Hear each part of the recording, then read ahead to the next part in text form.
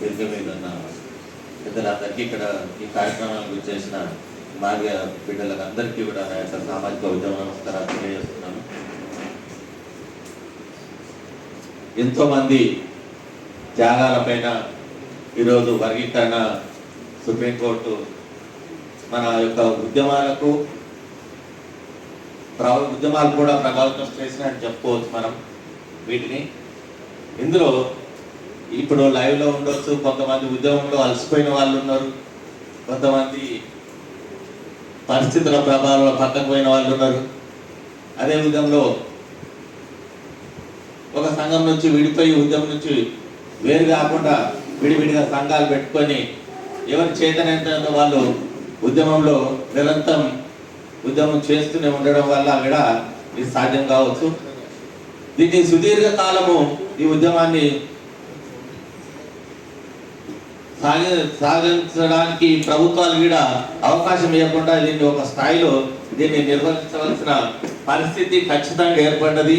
అందులో భాగంగానే ప్రభుత్వాలు బీజేపీ యాక్చువల్గా పార్లమెంట్లో దీన్ని చట్టం చేయాలి, కానీ పార్లమెంట్లో చట్టం చేయకుండా వాళ్ళు రాజకీయ ఎత్తుగడలో భాగంగా సుప్రీంకోర్టులో దీని ద్వారా దీనికి మనకు వర్గీకరణ అంశానికి ఒక తెరదించే కార్యక్రమం చేసిరు.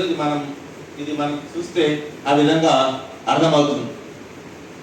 అయితే ఇప్పుడు మనం ఒకటి ఈ సందర్భంలో ఈ వర్గీకరణ అనేది మనకు చట్టబద్ధత చేసుకోమని రాష్ట్రాలకు అధికారం ఇచ్చింది.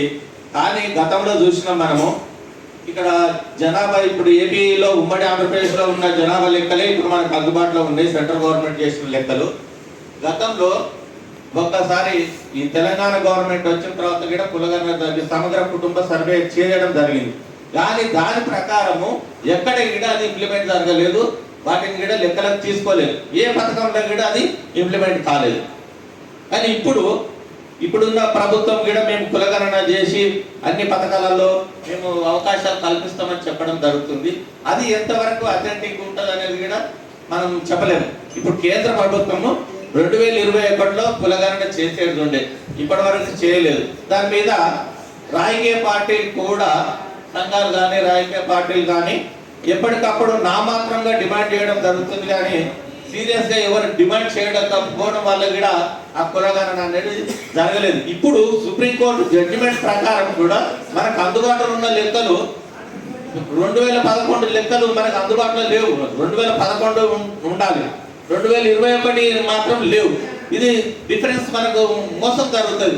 ఖచ్చితంగా 2021లో ఆపేసిన జనాభా లెక్కలు ఖచ్చితంగా జనాభా లెక్కలు చేయడం వల్లనే మనకి ఇప్పుడు వర్గీకరణ అనేది మనకు ప్రయోజనంగా ఉంటుంది. కాబట్టి వెంటనే మనం జనగణనకు కూడా డిమాండ్ చేయాలి. ఇంకా ఏం చెప్పాడంటే, మనం వర్గీకరణ ఉద్యమం చేసినప్పుడు ప్రభుత్వంలో ఎక్కువగా ఉద్యోగాలు ఉండేది, ఇప్పుడు అంతా ప్రైవేట్ రంగం వైపు ఎక్కువ పోయింది.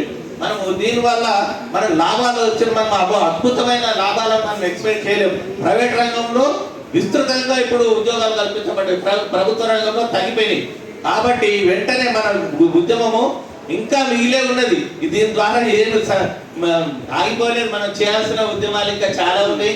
మనం ప్రజలందరికీ మనము ఉపాధి కల్పించాలని చెప్పేసి సెల్ఫ్ ఎంప్లాయ్మెంట్ కానీ, పారిశ్రామిక రంగంలో కానీ, మన ప్రైవేట్ రంగంలో కానీ మనం ఇంకా డిమాండ్ చేయాలి, మన వాటా కొరకు డిమాండ్ చేయాల్సిన అవసరం ఉంది.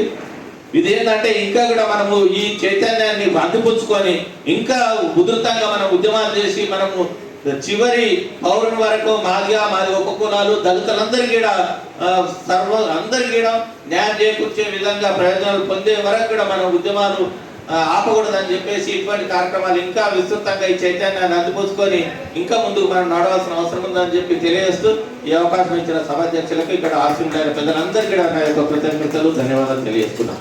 జై భీమ్, జై మాదిగ.